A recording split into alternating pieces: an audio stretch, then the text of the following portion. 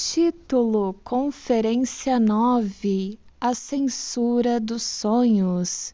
Senhoras e senhores, o estudo dos sonhos de crianças nos ensinou a origem, a natureza essencial e a função dos sonhos. Os sonhos são coisas que eliminam, pelo método da satisfação alucinatória, estímulos psíquicos perturbadores do sono.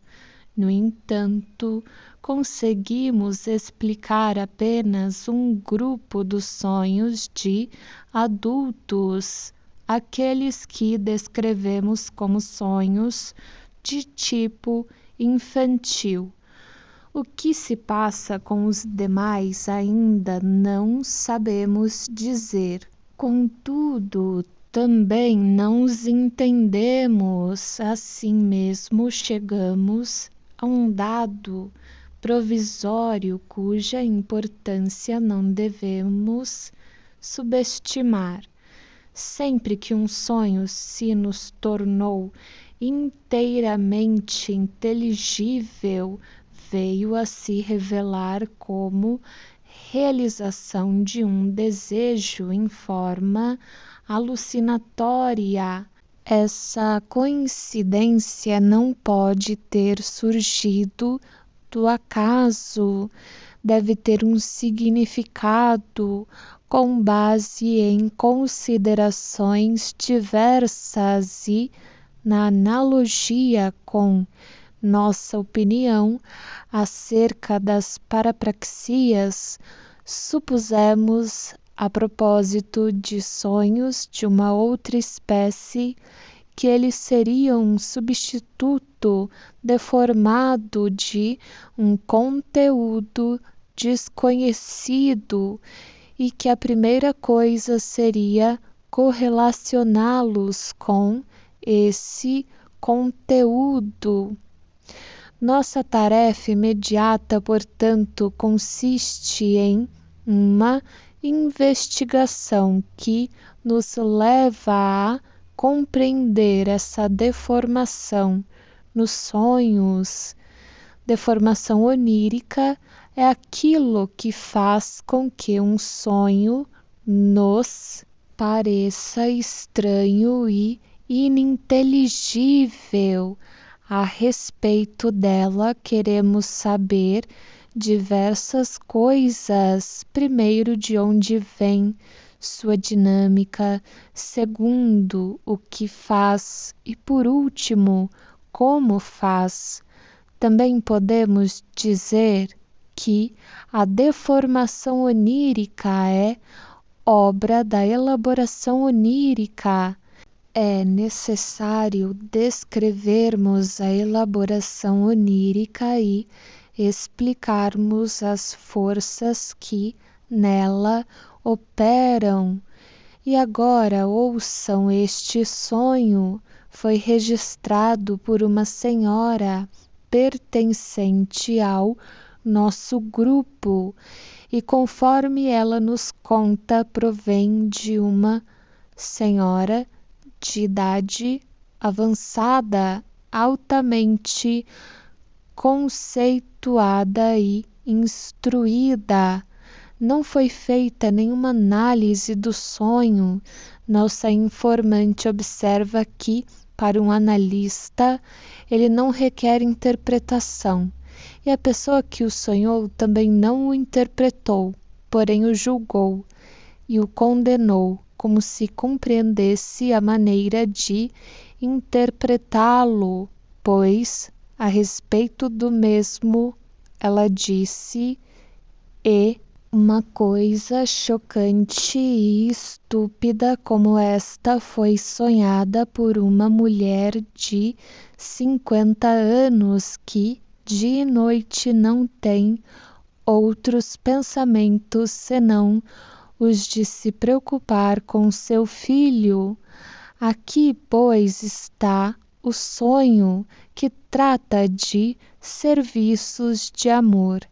Em época de guerra, a paciente dirigiu-se ao Hospital da Guarnição, número 1, e informou ao sentinela do portão que precisava falar com o chefe do serviço médico, mencionando um nome que lhe era desconhecido, visto desejar oferecer seus serviços como voluntária no hospital. Ela pronunciou a palavra serviço de tal forma que o suboficial imediatamente compreendeu que ela queria dizer serviço de amor. Como se tratava de uma senhora idosa, após alguma hesitação, permitiu que ela passasse.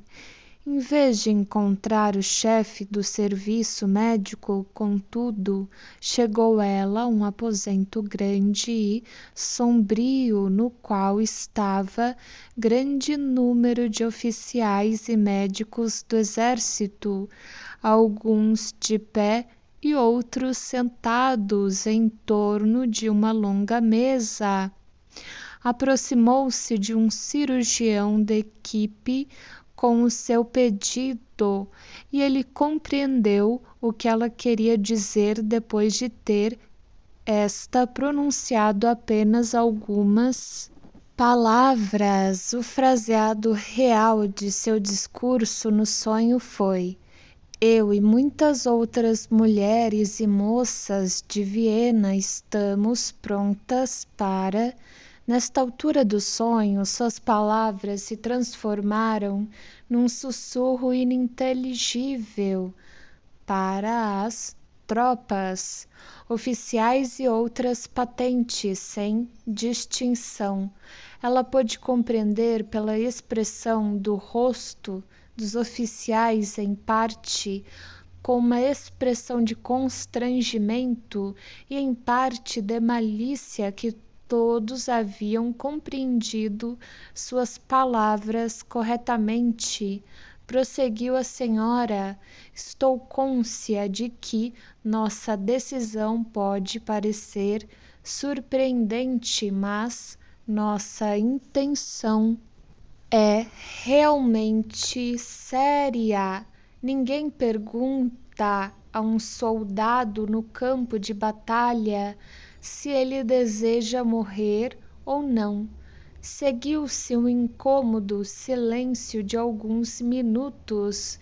O médico pôs então um braço em torno de sua cintura e disse: suponha, madame, que isso realmente viesse a reticências, murmúrio. Ela afastou-se dele, dizendo com seus botões: ele é como todos os demais, e retrucou: Deus do céu, sou uma velha e nunca poderia chegar a esse ponto. Além disso, há uma condição que deve ser observada: idade deve ser respeitada. Jamais deve acontecer que uma mulher idosa murmure reticências, um mero garoto. Isso seria terrível. Compreendo perfeitamente, respondeu o médico. Alguns dos oficiais, e entre eles um que tinha sido pretendente à sua mão quando ela era jovem, riram alto.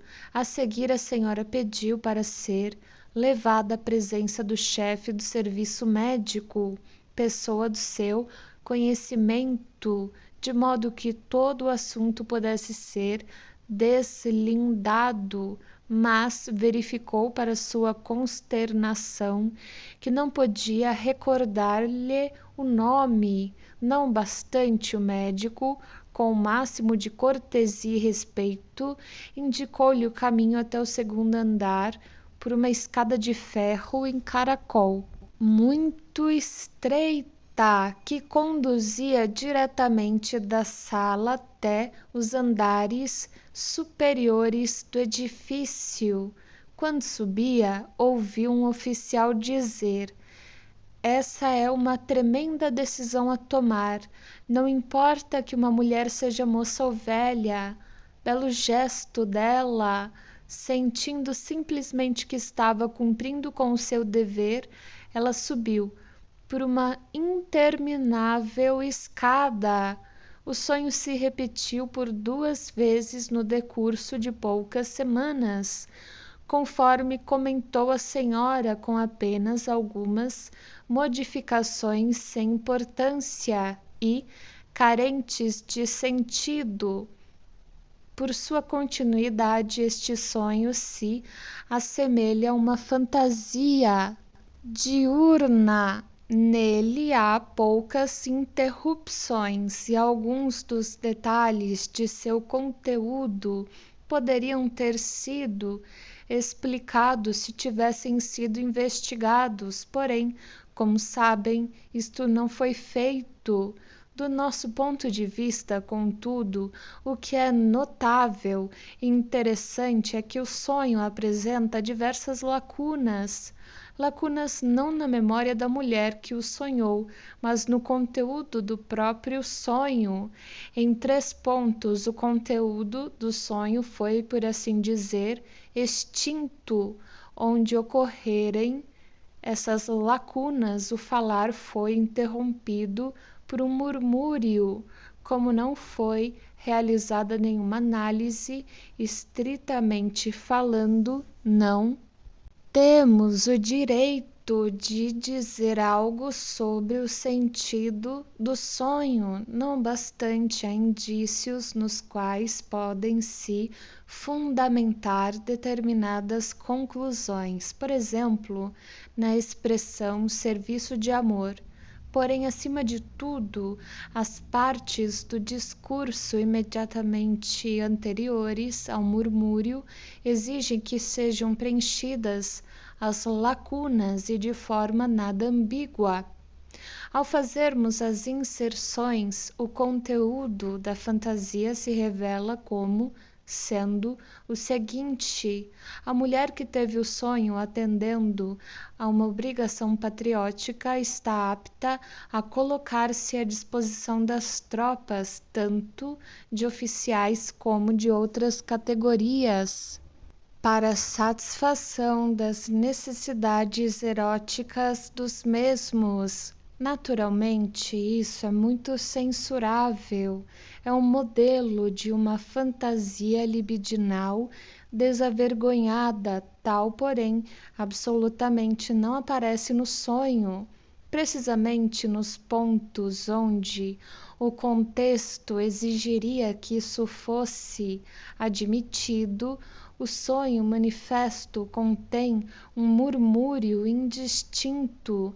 Algo se perdeu ou foi suprimido. Os senhores pensarão assim, espero, que seja plausível supor que foi justamente a natureza censurável dessas passagens que constituiu o motivo de sua supressão. Onde encontraremos um paralelo de tal evento? Nos dias atuais não é preciso ir longe. Tomem qualquer jornal político e verificarão que aqui e ali o texto está ausente e, em seu lugar, não se vê nada mais que papel em branco. Isto, como sabem, é obra da censura da imprensa. Nos espaços vazios havia algo que só agradou às autoridades superiores da censura e por esse motivo foi removido. É uma pena, como vem, pois sem dúvida era o que de mais interessante havia no jornal, o melhor pedaço. Noutras ocasiões a censura não funcionou. Em uma passagem depois de esta já estar pronta, o autor viu com antecedência quais as passagens que se podia esperar suscitassem objeções da censura, e por esta causa antecipadamente moderou o tom das mesmas, modificou-as ligeiramente ou se contentou com aproximações ou alusões àquilo que originalmente teria fluído de sua pena. Neste caso, não há espaços em branco no papel, contudo, as circunlocuções e obscuridades de expressão que aparecem em certos pontos possibilitarão aos senhores perceber onde houve prévio acatamento à censura. Pois bem, podemos manter essa comparação. Pensamos que as partes omitidas do discurso do sonho que foram ocultadas por um murmúrio de forma semelhante foram sacrificadas a uma censura. Queremos nos referir a uma censura de sonhos, a qual se deve atribuir uma parcela da deformação onírica.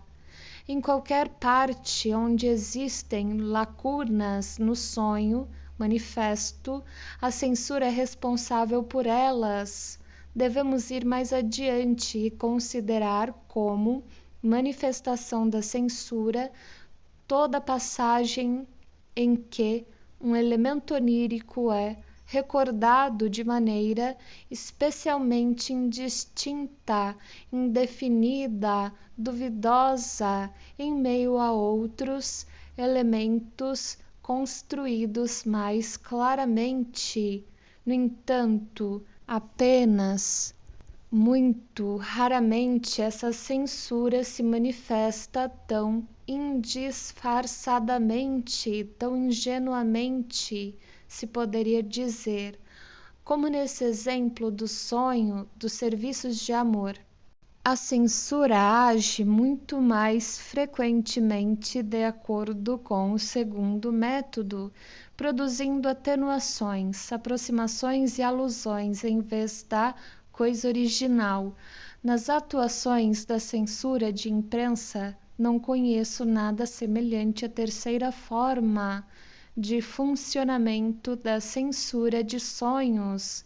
Posso, porém, demonstrá-la justamente com o exemplo de um sonho que antes já analisamos. Os senhores se recordam do sonho dos 3 bilhetes de entrada ruins por 1,50 florim? Nos pensamentos latentes desse sonho, o elemento superapressadamente cedo demais estava em primeiro plano. Portanto, foi absurdo casar tão cedo, também foi absurdo adquirir os bilhetes de ingresso tão cedo. Foi ridículo a cunhada sair tão apressada com dinheiro para comprar joias. Nada desse elemento central dos pensamentos oníricos transpareceu no sonho manifesto. Neste, a posição central é ocupada por ir ao teatro e comprar os ingressos como consequência desse deslocamento da ênfase. Com esse novo agrupamento dos elementos de conteúdo, o sonho manifesto ficou tão diferente dos pensamentos oníricos latentes que ninguém suspeitaria da presença destes atrás daquele. Esse deslocamento da tônica é um dos principais instrumentos da deformação onírica e é o que confere ao sonho sua estranheza, que faz com que a própria pessoa que teve o sonho não se mostre inclinada a reconhecê-lo como sua obra. Omissão, modificação, novo agrupamento do material são estas, pois, as atividades da censura de sonhos e os instrumentos da deformação onírica. A censura de sonhos por si mesma é o agente ou um dos agentes da deformação onírica que agora estamos examinando. Estamos habituados a combinar os conceitos de modificação e reajuste sob o termo deslocamento. Após estes comentários sobre as atividades da censura de sonhos, passemos agora à sua dinâmica. Espero que os senhores não tomem o termo antropomorficamente cedo demais e não imaginem o censor dos sonhos como um severo homúnculo. Contudo, também espero que não assumam muito o termo num sentido de localização, e não pensem em um centro cerebral do qual proceda uma influência sensora dessa ordem, uma influência que chegaria ao fim se esse centro fosse lesado ou removido. Por agora, não é nada mais que um termo útil para descrever a relação dinâmica.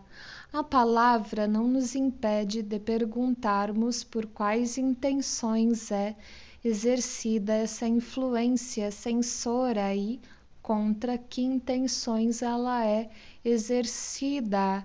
E não nos surpreenderemos ao constatar que, mais uma vez, nos defrontamos com a censura de sonhos, embora talvez sem reconhecê-la, pois é este realmente o caso. Os senhores se recordam de que, ao começarmos a usar nossa técnica de associação livre, fizemos uma descoberta surpreendente.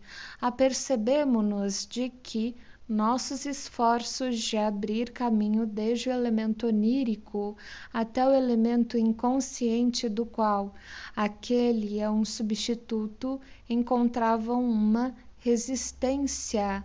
Essa resistência, dissemos, poderia ser de diferentes magnitudes, às vezes enorme, às vezes quase insignificante.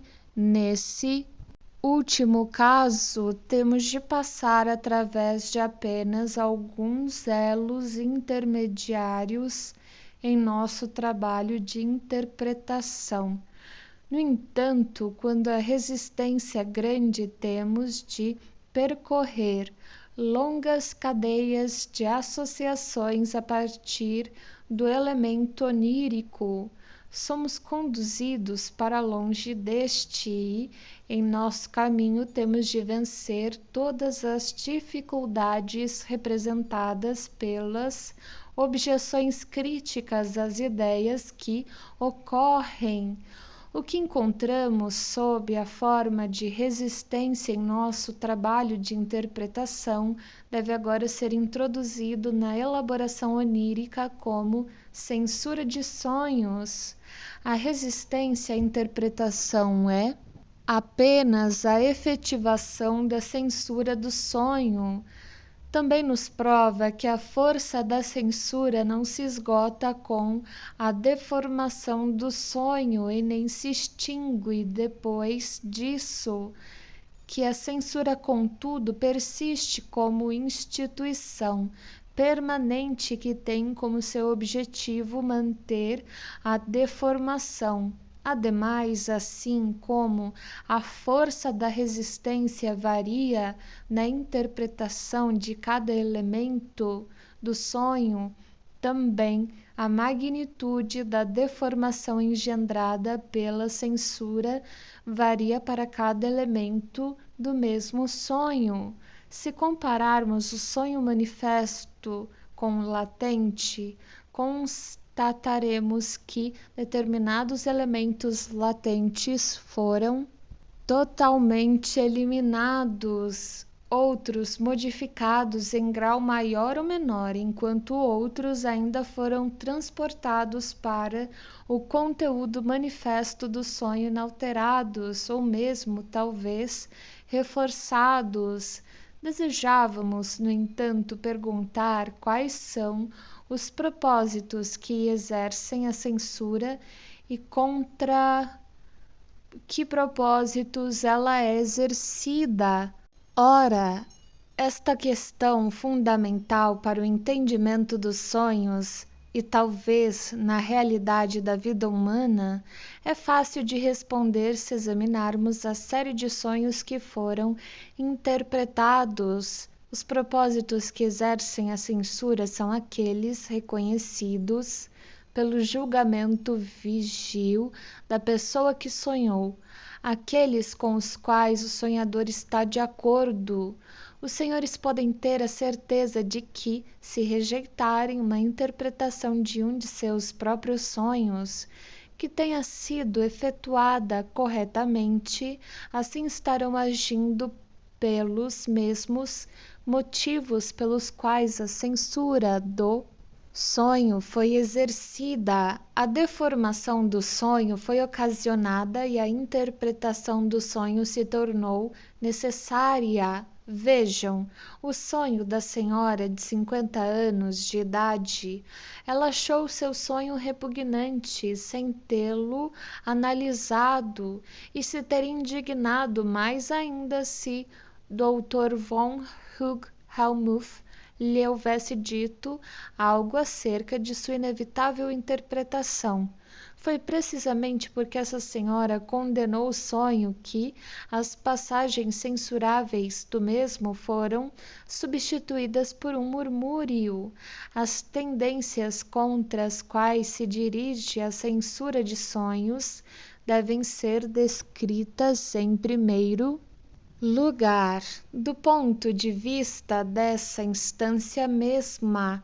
Assim sendo, apenas pode-se dizer que, invariavelmente, são de natureza repreensível, repulsiva do ponto de vista ético, estético e social, assuntos nos quais a pessoa absolutamente não se aventura a pensar, ou somente pensa com aversão.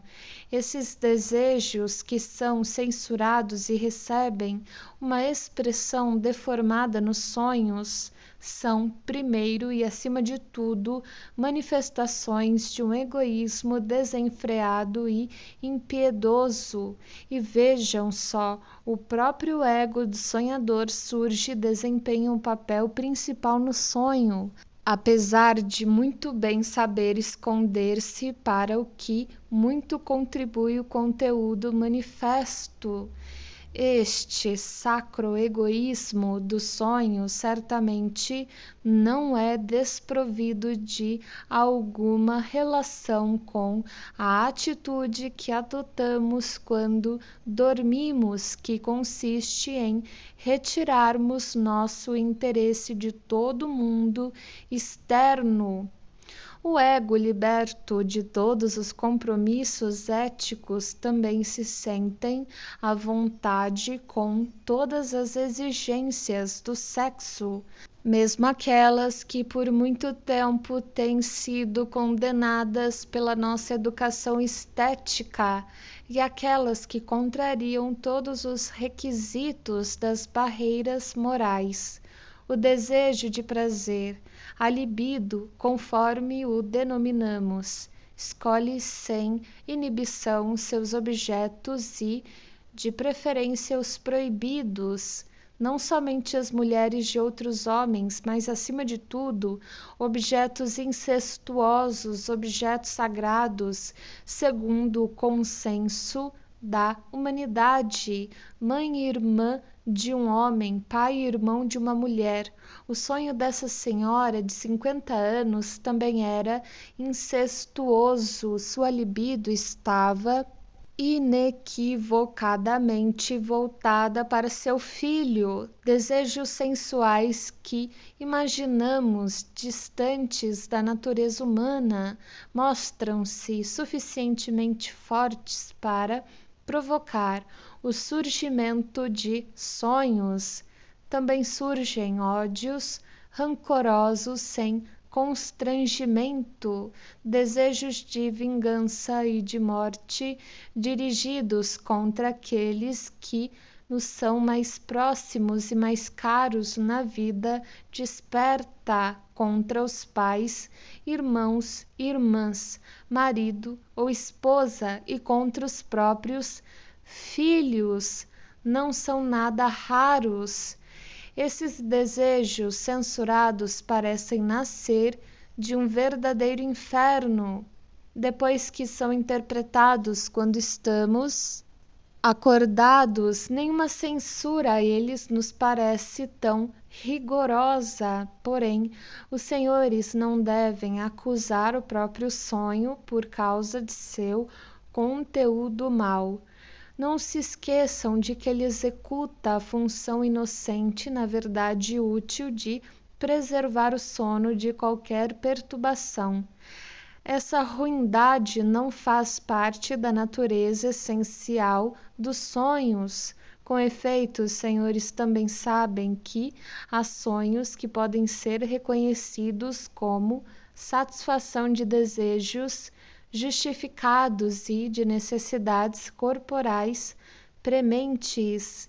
Estes, é verdade, não apresentam deformação, mas também não precisam de deformação, porque podem preencher sua função sem insultar os propósitos éticos e estéticos do ego. Atentem também para o fato de que a deformação do sonho é proporcional a dois fatores. Por um lado, ela é tão maior quanto pior é o desejo a ser censurado, mas, por outro lado, também se torna maior à medida que mais severas forem as exigências da censura no momento. Assim, uma moça educada, rigorosamente púdica, com uma censura implacável, irá distorcer impulsos oníricos que nós médicos, por exemplo, teríamos de considerar desejos libidinais permissíveis, inofensivos e acerca dos quais dentro de 10 anos ela mesma fará julgamento igual. Ademais, ainda não fomos tão suficientemente longe a ponto de sentirmos indignação com esse resultado de nosso trabalho de interpretação. Penso que ainda não o compreendemos acertadamente, porém, nossa primeira obrigação é defendê-lo contra certas calúnias. Não há dificuldade em encontrar nele um ponto fraco. Nossas interpretações de sonhos são feitas com fundamento nas premissas que já aceitamos, que os sonhos em geral possuem um sentido que é correto transportar do sono hipnótico para o normal, o fato de existirem processos mentais que, na mesma época consideradas, são inconscientes e que tudo o que ocorre à mente é determinado. Se com base nessas premissas tivéssemos chegado a achados plausíveis originados da interpretação de sonhos, deveríamos ter encontrado justificativa para concluir pela validade das premissas. Mas como conseguir isso se esses achados parecem ser como lhes mostrei? Estaríamos então tentados a dizer: esses achados são impossíveis, carecem de sentido, ou pelo menos são muito improváveis, portanto, havia algo de errado nas premissas, ou os sonhos não são fenômenos psíquicos, ou não existe nada inconsciente no estado normal, ou nossa técnica apresenta em si uma falha. Não é mais simples e mais satisfatório supor assim, de preferência, a aceitar todas as abominações que se supõe tenhamos descoberto baseados em nossa premissa? Sim, com efeito, mais simples e mais satisfatório. No entanto, nem por isso necessariamente mais correto. Concedamo-nos tempo, o tema ainda não está maduro para julgamento. Em primeiro lugar, podemos reforçar ainda mais as críticas à nossa interpretação de sonhos. O fato de os achados provenientes dos nossos serem tão desagradáveis e repulsivos talvez não devesse ter tanto peso. O argumento mais forte é que as pessoas que têm os sonhos, a quem somos levados a atribuir essas intenções plenas de desejos, mediante a interpretação de seus sonhos, as rejeitem muito enfaticamente e por boas razões. O fazem. O que, diz uma delas, O Senhor quer me convencer com este sonho de que eu lamento ter gasto dinheiro com o dote de minha irmã e com a instrução de meus irmãos? Mas não pode ser assim. Trabalho exclusivamente para os meus irmãos e irmãs. Não tenho nenhum outro interesse na vida senão cumprir minhas obrigações para com eles, o que, como o mais velho da família, prometera à minha falecida mãe fazer. Ou então uma mulher poderá dizer a propósito de seu sonho: pensa que eu desejaria ver meu marido morto? Isso é chocante, disparate. É que não somente estamos vivendo um casamento muito feliz. O Senhor provavelmente não acreditaria em mim se eu dissesse isso, mas a morte dele me roubaria tudo o que eu tenho neste mundo. Um outro homem nos respondeu: o Senhor diz que tenho desejos sensuais por minha irmã? Isso é ridículo. Ela não significa absolutamente nada para mim. Estamos brigados e com ela não tenho trocado uma palavra há anos. Poderíamos, talvez, não dar maior importância se tais pessoas não confirmassem nem negassem as intenções que lhes atribuímos. Poderíamos dizer que essas eram justamente coisas que elas desconheciam a respeito de si próprias, porém, quando sentem em si mesmas justamente o contrário do desejo que lhes interpretamos, e quando conseguem provar-nos através da vida que levaram estarem dominadas por esse desejo contrário, seguramente somos tomados de surpresa. Não teria chegado a hora de abandonar todo o trabalho que executamos acerca da interpretação de sonhos como algo cujos achados se reduziram ad absurdum? Não, ainda não. Até mesmo este argumento mais forte desmorona se o examinarmos criticamente, tendo como certo que na vida mental existem intenções inconscientes. Nada se prova ao mostrar que intenções opostas às intenções inconscientes dominam a vida consciente. Quem sabe na mente há lugar para existirem lado a lado intenções opostas, contradições. Possivelmente na verdade, a dominância de um impulso seja precisamente a condição necessária para que seu contrário seja inconsciente. Afinal, restam-nos então as primeiras objeções levantadas. As descobertas da interpretação de sonhos não são simples e são muito desagradáveis. A primeira delas, podemos responder que toda a paixão dos senhores pelo que é simples não conseguirá solucionar um só dos problemas dos sonhos.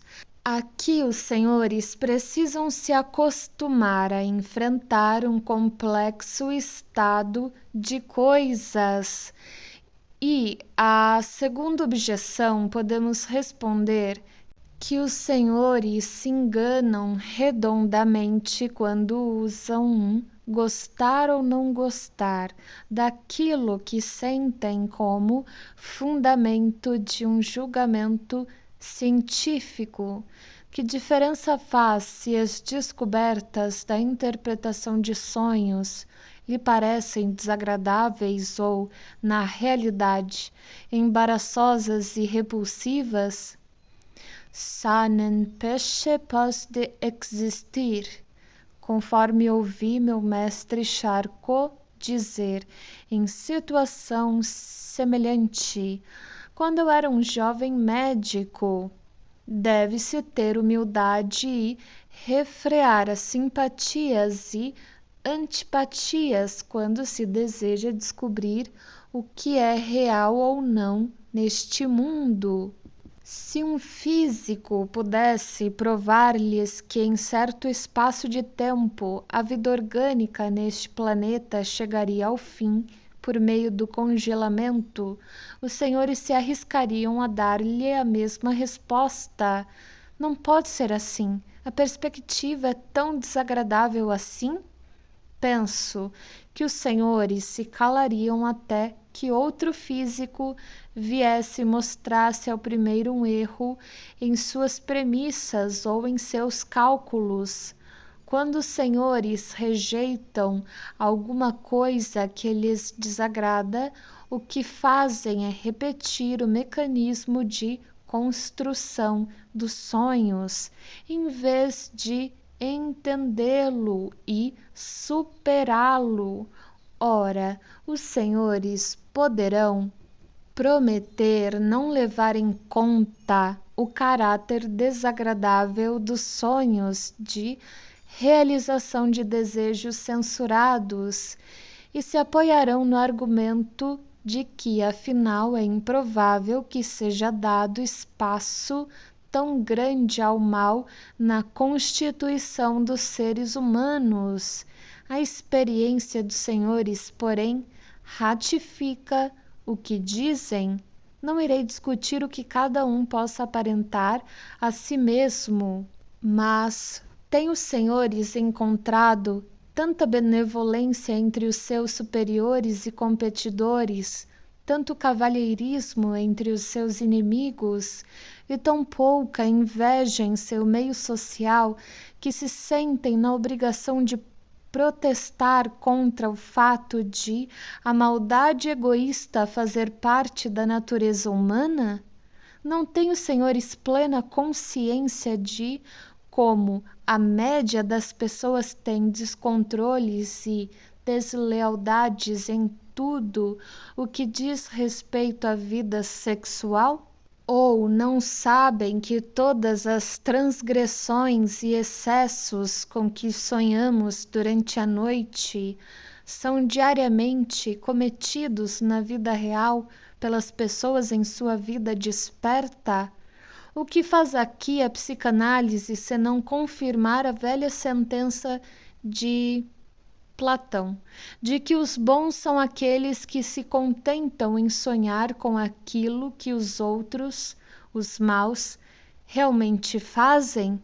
E agora abstraiam-se dos indivíduos e considerem a grande guerra que ainda devasta a Europa. Pensem na avassaladora brutalidade, na crueldade e nas mentiras que conseguem se alastrar pelo mundo civilizado. Os senhores acreditam realmente que um punhado de homens ambiciosos, trapaceiros, sem consciência, poderiam ter tido êxito em desatrelar todos esses maus espíritos se seus milhões de seguidores não partilhassem de seu crime? Os senhores se arriscariam nessas circunstâncias a quebrar lanças em defesa da existência do mal na constituição mental da humanidade? Os senhores me farão ver que estou fazendo um julgamento unilateral da guerra, que esta também faz manifestar-se o que há de mais belo e nobre nos homens, seu heroísmo, seu autossacrifício, seu senso social, sem dúvida, mas os senhores não se estarão revelando cúmplices da injustiça que tem sido feita à psicanálise de reprová-la negando uma coisa só porque ela afirmou outra? Não é nossa intenção questionar os nobres reforços da natureza humana e nunca fitemos algo que lhe diminuísse o valor. Pelo contrário, estou mostrando aos senhores não apenas os maus sonhos de realização de desejos que são censurados, mas também a censura que os suprime e os torna irreconhecíveis. Damos ênfase maior àquilo que nos homens é mau tão somente porque outras pessoas o rejeitam e com isso tornam a mente humana não melhor, mas incompreensível. Se agora deixamos de lado essa avaliação ética unilateral, sem dúvida, encontraremos uma fórmula mais correta para a relação entre o bem e o mal na natureza humana. Aí está, não temos por que abandonar as descobertas de nosso trabalho sobre interpretação dos sonhos, ainda que não consigamos vê-las senão como estranhas. Talvez mais adiante sejamos capazes de nos aproximarmos da compreensão delas a partir de outro enfoque. Por agora, fixemo-nos nisso. A deformação onírica é consequência da censura exercida por intenções reconhecidas do ego contra impulsos plenos de desejos de qualquer modo censuráveis que perturbam nosso interior à noite, durante nosso sono, porque isso tende a acontecer especialmente à noite, e de onde procedem esses desejos repreensíveis. Ambos constituem um assunto sobre o qual, sem dúvida, ainda há muito a questionar e pesquisar. Seria injusto, porém, se a esta altura deixássemos de enfatizar suficientemente um outro resultado de nossas investigações. Os sonhos de realização de desejos que procuram nos perturbar o sono nos são desconhecidos e, na verdade, deles somente tomamos conhecimento através da interpretação de sonhos. Portanto, eles devem ser descritos segundo o sentido de nossa exposição como inconscientes no momento atual. Devemos, contudo, refletir que são inconscientes também por duração mais longa do que no momento atual. O sonhador, como temos verificado em tantos casos, também os rejeita depois de chegar a conhecê-los pela interpretação do seu sonho. Aqui nos defrontamos novamente com a situação que, pela primeira vez, encontramos no lapso de língua do arroto, onde o proponente do brinde protestou indignado que nem naquela época nem em qualquer outra época anterior estivera cônscio de qualquer impulso desrespeitoso em relação a seu chefe. Naquela ocasião, nos assaltaram algumas dúvidas a respeito da validade de uma convicção dessa espécie. E, em vez disso, sugerimos a hipótese de que o orador tinha permanente desconhecimento da presença de semelhante impulso em si próprio. Essa situação se repete agora com toda a interpretação de um sonho acentuadamente deformado e, consequentemente, adquire redobrada importância pelo apoio que confere à nossa opinião. Agora estamos preparados para supor existirem na mente processos e intenções dos quais a pessoa pode não saber absolutamente nada soube durante longo tempo e até mesmo talvez jamais tenha sabido de alguma coisa. Com isso, o inconsciente adquire um novo sentido para nós, a característica de no momento atual, ou temporário, desaparece de sua natureza essencial, pode significar permanentemente inconsciente e, não meramente, latente em certa época. Naturalmente, haveremos de ouvir mais a este respeito em outra ocasião.